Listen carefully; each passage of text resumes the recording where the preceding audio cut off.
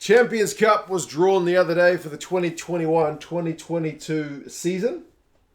Go through some of the upcoming fixtures, how the draw has worked, and you guys can let me know your thoughts, what games you are looking forward to.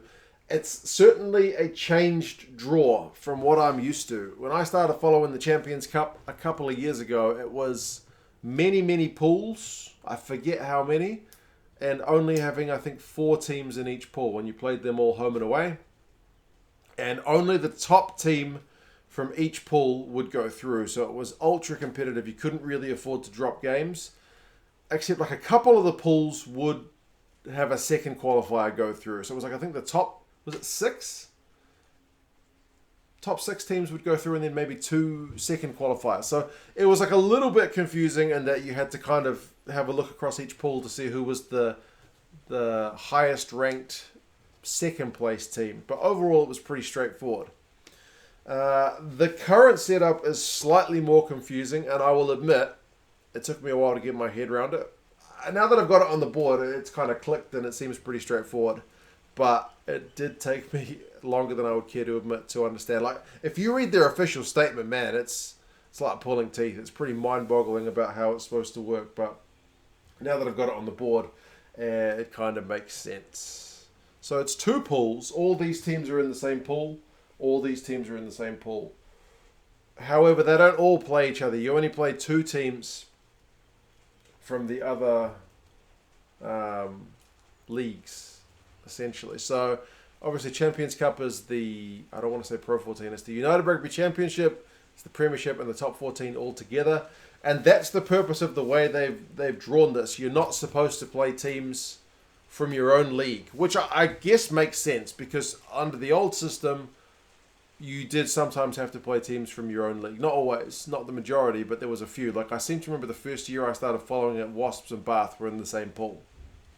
So, yes, they're trying to avoid those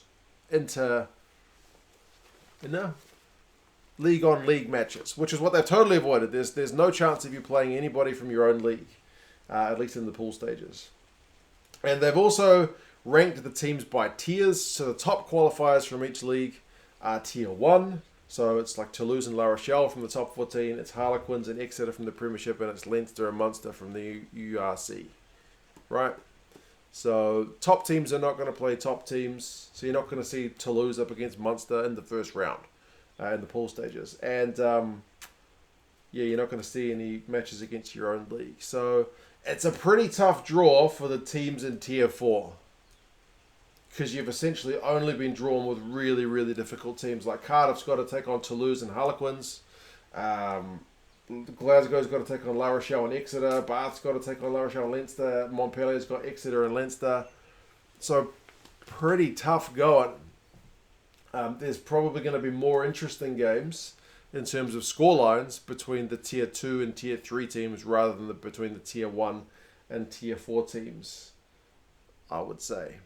Like, I don't know, what's one that looks kind of good? Like Northampton against Rushing 92 could be a pretty fun watch. Scarlets against Bristol could be a pretty fun watch, although probably different budgets, I would imagine, amongst those teams. But I do get it.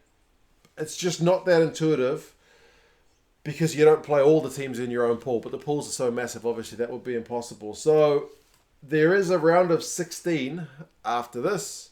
So you only have to be in the top 8 qualifiers to go through. So yeah, it kind of works in that regard. It does lose that little bit of the old format where it was you had to be probably the best team or maybe just scrape through as the second best team to get into the knockout stages. Whereas this format, it's like, well, most of the teams make it. A few don't. 4 teams don't make it. The other 8 all get to go through. So, yeah, it does lose a little bit of that competitive edge. But as I say, it does work in terms of not having you playing the same old teams you play week in, week out. And you're saving probably the big teams against the big teams, with all due respect, through to the later stages of the competition. But, yeah, I reckon the pool stage, there could be some pretty big hidings. So yeah, we're going to have to wait and see how it goes. But yeah, as I said, I've put the games on the board. Claremont taking on Sale and Ulster. That could be a couple of interesting games. But as I mentioned, like some of them on paper look pretty tough. But anyway, you guys do let me know your thoughts. The competition itself starts in mid-December. So in the scheme of things, not too far away. There's 2 rounds in mid-December for the pool stages, and then 2 more rounds in mid-January and late January. So you play each of these teams you're assigned, once home, once away. So 4 games against 2 different teams if you're following your own team. And then the top 8 teams go through. It isn't all that intuitive, honestly. I do have my head around it. I'm probably not doing it justice in terms of the explanation, but yes, should be pretty interesting. Round of 16, quarterfinals, semi-finals, finals. But yeah, that's it. I look forward to it. I hope my local broadcaster is still going to show it. They did show it this year, so fingers crossed they show it again. But yeah, you guys have a look. Do you see any which look just so lopsided you don't think you'll bother tuning in, or any games that you think are the most competitive ones on paper? And yeah, I'll talk to you guys again soon. Take care. Bye-bye.